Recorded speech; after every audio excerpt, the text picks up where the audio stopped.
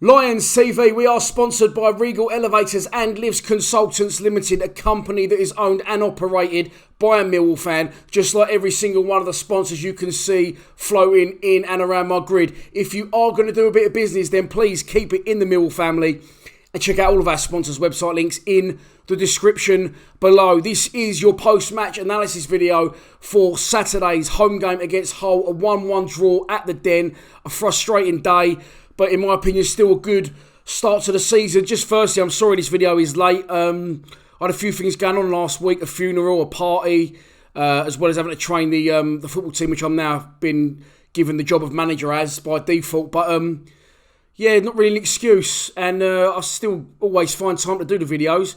I didn't really fancy doing them. I don't know why. Read into that what you will. This isn't the X Factor live shows. I'm not looking for a sob story, but yeah, I don't know why.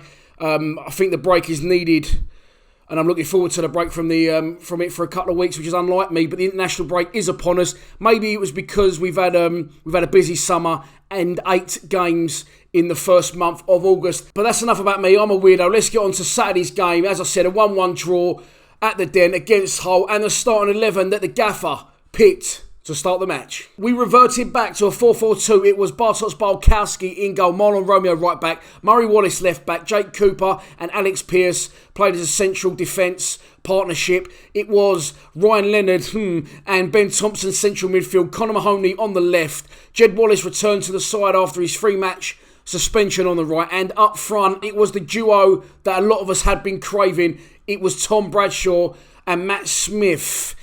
We started like an absolute house on fire. For me, that team, the 4-4-2, it's probably only, other than one, who I'll get onto later, it's only one off our best starting 11 at the minute, in my opinion, possibly two. But the game started out, and we started very well. I think, Neil Harris has obviously said the right things pre-match. The team were fired up. And just firstly, for those of you that have been on me about being on Jed Wallace's case, I think it was warranted. You saw what Jed's all about Saturday. Come back into the side, he was on absolute fire. Everything he tried came off. And I do understand that as a winger, as 8 Days always likes to point out to me, and also I think the same applies to Conor Mahoney, I'll get onto shortly. Jed Wallace, and wingers in general, everything you try won't always come off, and wingers can drift in and out of games. And maybe I was being harsh on Jed. I know he likes to come central, he likes to play more of a pivotal role. I think he gets frustrated out wide. But on Saturday, that's the Jed Wallace that I know and love. He was back to his brilliant best. As I said, everything he tried came off. He was trying to do things quickly. He always plays with urgency, but I feel he was playing with a lot more sharpness and a lot more urgency with his deliveries and getting balls into the box. And I just think everything he tried come off, especially in the first half. And it was through the aforementioned Jed Wallace that we got the first goal. Jed Wallace, sharp, plays a lovely quick through ball to Matt Smith. Matt Smith gets his body, his huge frame in the way, and uses not only that to protect the ball, but his football experience and brain, and he buys a penalty off the ref. Well, listen, he didn't buy a penalty off the ref. The ref didn't have to give it.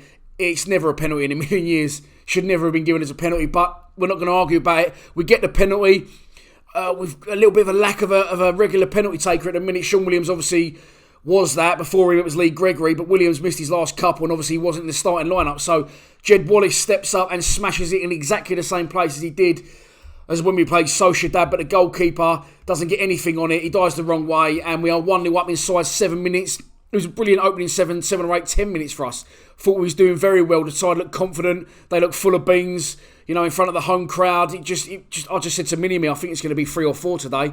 But slack bang in the face becomes the Millwall way, the Millwall mentality, and they equalise through a goal that is borderline ridiculous. And when I say borderline ridiculous, they've had the front to put that on Sky Goal of the Day, make it one of the 4 contenders. Never in a million years is he meant to do it. He's put a ball into the box. I don't know what Balkowski was doing. He was so far off his line. I've called it before it's even happened. I said to Mini-Me, what's he doing here? He's going to get lobbed. And it's exactly what happened. He was 6 yards out. He's 6 yards out. He's on the edge of his 6-yard box. He tries to backpedal. It's too late. And as the Chipmeister General said in his fan reaction, it was a 6'4" goalkeeper getting lobbed from 50 yards.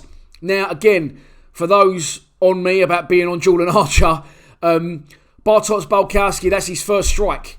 As far as I'm concerned, he's been very good for us so far. He's been an assured signing, looks confident in goal.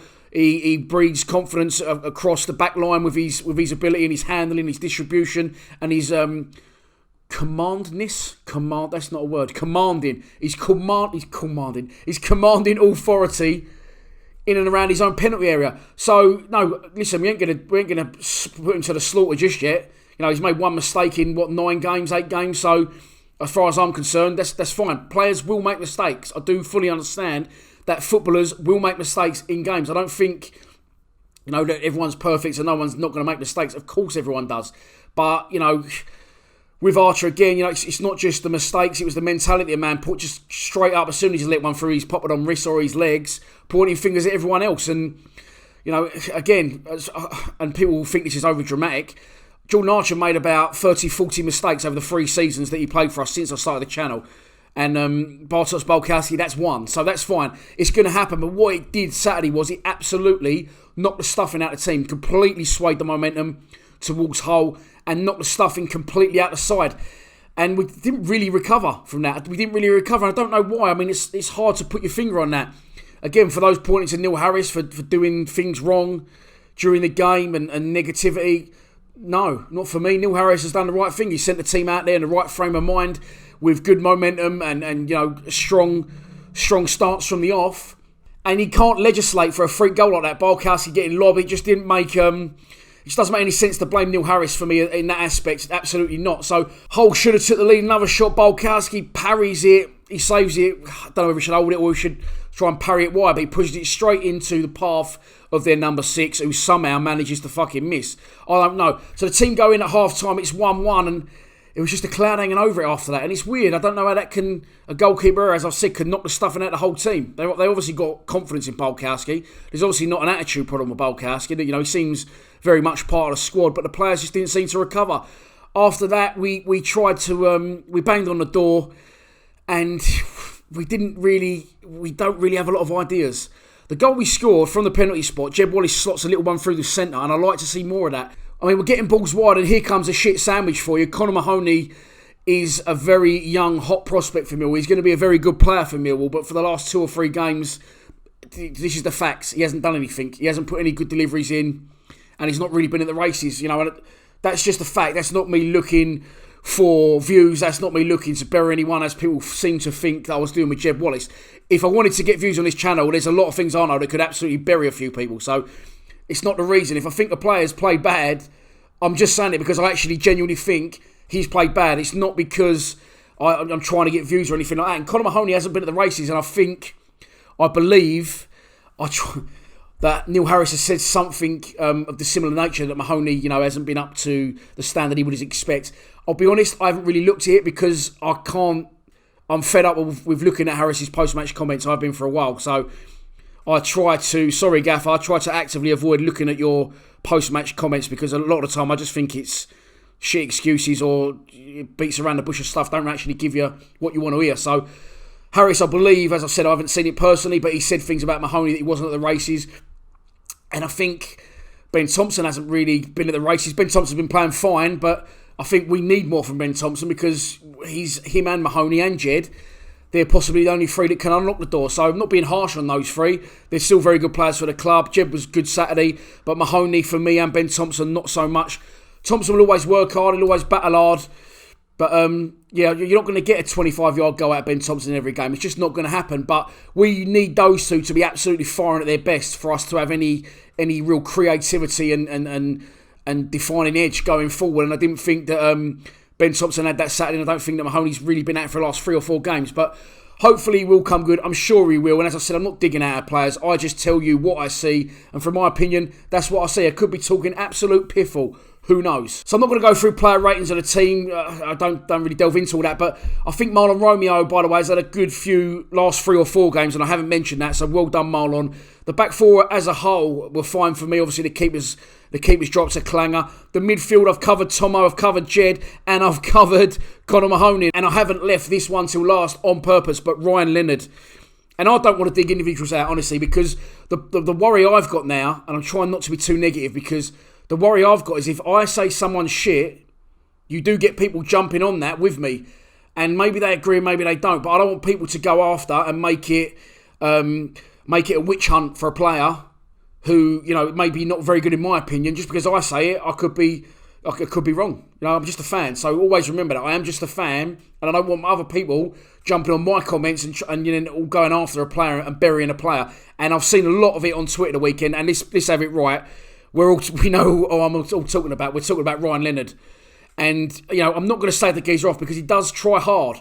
He's not got an attitude problem like some people I've already mentioned in the show. He works hard. He does work hard. But unfortunately, and again, this isn't Ryan Leonard's fault because Ryan Leonard has been bought by the club who'll do his best for the club. But his best is so far off, nowhere near good enough. He's so far out of his depth, it's actually painful to watch.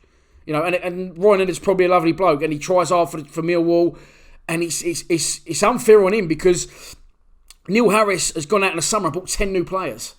And as it stands, I don't think he's bought one bad player at the minute. It looks like they're all good signings, but he has to hold his hands up, bite the bullet. And Ryan Leonard will go back to Southend on a free transfer once he's finished at Millwall. No one will ever buy him. You won't get any money for him. It's the worst 1.5 million we've ever spent. And the Paul Goddard hoodoo has now been taken over by Ryan Leonard because it's a shame. It is a shame because I said he does try hard, but he's so far out of his depth, and has that been more evident than it was on Saturday. Horrendous. It's honestly really bad. But again, look, we've drew the game, and fans online, Twitter, are burying Ryan Leonard, frustrated at Ryan Leonard. A lot of people on my post-match videos popping at Leonard. Okay, he should have scored the header at the end. It was probably 3 yards out and he's managed to miss it. But it wasn't his fault that we didn't win that game Saturday. There's a lot of people with a lot of opinions, and that's all part of football, and it's all good. We all love to read them, that have different conflicting opinions about why we didn't win Saturday. Some people blaming Harris, some people blaming Ryan Leonard. For me, neither of those. It was the goalkeeper. The keepers cost us the game. And after that, we just didn't have enough in our locker to really get the ball over the line. We didn't get any quality balls in the box in the second half. The centre-forward partnership we're all crying out for, Tom Bradshaw and Matt Smith, didn't really work. I think it will, but Tom Bradshaw needs chances to score goals, and you can't. It's like having a chicken without the egg. You can't score goals if you're not given the opportunity to do so. And he didn't get given one good chance, one good opportunity by the players who were supposed to be providing him with that ammo to score goals. It just didn't happen. So, Bradshaw came off. But Varson came on. He looked very good, Budvarsson, when he came on. Again, he reminds me of Aidan O'Brien because he's not pacey. He's not a target man. He doesn't look like an out-and-out striker. But following on from his 2 goals in the week against Oxford, I think he looked good. He looked very good. And I thought he could have been the one who could have turned the screw, but then he gets kicked up in the air not long after he comes up on, and that sort of killed the game for him a bit. So listen, let's have a little review before we wrap it up. It is 8 games into the season. 6 league games, 2 cup games. We're at the Carabao Cup. That's fine. We're at the Tin Pot Cup. At the time at Oxford, it was disappointing. Okay, frustrating to lose it in the way we did. Amateurish almost, but who really gives a fuck? It's the Tin Pot Carabao Cup. We're not going to win it. We don't want to win it. So we're out of that. That's a blessing in disguise, trust me. Then the other game we've lost is Fulham. That was a freak show. Everything they tried that day came off Fulham, and they were superb. They were at their best, and as luck would have it, when I said put your mortgage on them to win the league, they haven't fucking won a game since. So there you go. Points to what I know and what my opinions actually count for. But again, for those of you popping at the gaffer, honestly, 6 league games, 2 wins, 1 loss, and 3 draws from a team that were banging the shit last year and have had to sign, as I said, 10 new players in the summer. I think you're dreaming. I think it's a very good start. I look at Neil Harris and I don't think he's a fantastic manager, tactically wise, and yes, he does make mistakes, and yes, he is learning on the job. But if you look at the cold hard facts of his stats, he's one of the best managers we've ever had. He's given us some great times.